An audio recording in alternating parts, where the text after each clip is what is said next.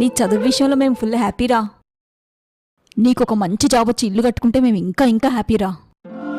అవునమ్మా, ఇల్లు కూడా ఏదైనా పెద్ద టెంపుల్కి దగ్గరలో కట్టుకోవాలి. అబ్బో, భక్తి బానే పెరుగుతుందే. అలా అని కాదు, నిత్య అన్నదానం జరిగే టెంపుల్ అయితే బాగుంటుంది. అన్నదానం జరిగే టెంపులా? దేనికి? లాస్ట్ వీక్ మనందరం వెడ్డింగ్ రిసెప్షన్కి వెళ్తూ ఇంట్లో నానమ్మ కోసం వంట చేయకుండా టెంపుల్కి వెళ్తే తినమని సలహా ఇచ్చావు కదమ్మా. ఆ లెక్క చూస్తే ఫ్యూచర్లో మేము ఇంకా ఎక్కువ పార్టీలు అటెండ్ అవ్వాల్సి ఉంటుంది.